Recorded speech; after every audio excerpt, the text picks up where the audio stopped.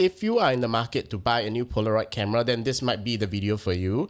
Polaroid just updated their entry-level Polaroid film cameras, and the Polaroid Now Plus comes in the Generation 3 model, which has two unique colorways, the Arctic Blue as well as what you can see in my hands, the Coral Edition. So stay tuned to see whether this camera is actually worth buying, or you could save some money by just buying their previous older models.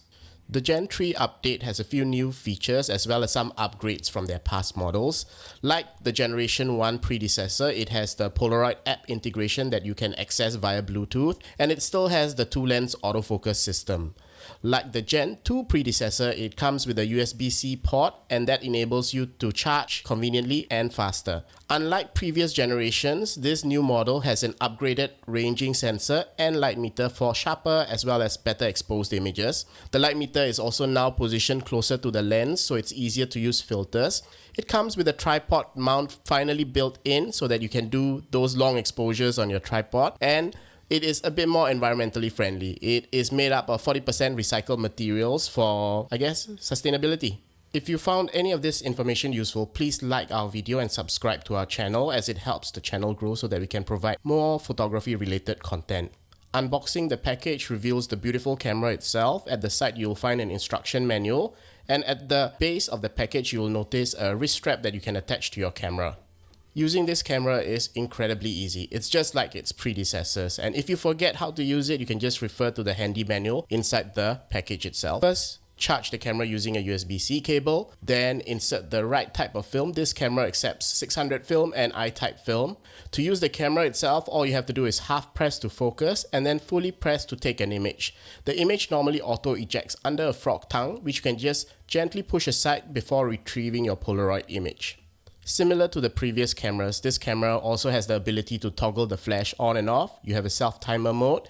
You can do EV compensation to brighten or darken any images that you take. You can also connect it to the app via Bluetooth for manual control, or if you want to experiment with creative endeavors such as double exposures or light painting. I took a few packs of film and played with the camera for the past few days, and I have to admit, I truly enjoyed using it. It finally does what it's supposed to do, and I'm surprised, Polaroid, it took you 3 iterations to finally nail this camera. The images that come out of this camera are sharp, the autofocus is snappy, and unlike its predecessors, the exposure seems to be on point. But this camera does suffer from one incredibly fatal flaw. And that, unfortunately, is the inconsistency of its film. Polaroid, even though having had its chemistry updated, it is still temperamental. It's easily affected by temperature variances, there's sometimes light leaks and other artifacts.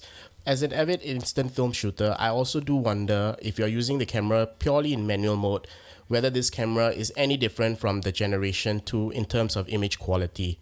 I guess if you all are really interested, we can probably do a side-by-side comparison. Let us know in the comments down below if you're all keen to see this.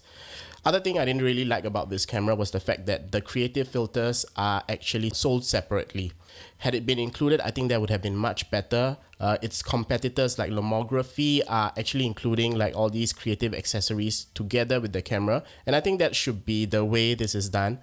Another thing I do wish Polaroid would do is to make the battery user replaceable. If Polaroid is really serious about the environmental impact, then making these cameras have user replaceable batteries will steer them in better direction, as opposed to just having the camera itself being made of recycled plastics. But all in all, I would say I enjoy this camera. As in, if you're a beginner, you're definitely gonna love this camera. It's easy to use, there's not much thought process, you just have to get the right film, make sure the camera is charged, and it's very easy to play around with the app to test out all the things. So if ever you've considered buying Polaroid film and shooting it, then this is probably the camera you should start buying. If you ask me, as a beginner, I would recommend this over the Polaroid i2. I would see the i2 as something more for professionals. Then that's all for today's review. But if you're all still looking for other types of instant film cameras, then you might like our recent review of the Lomo Instant Wide Glass.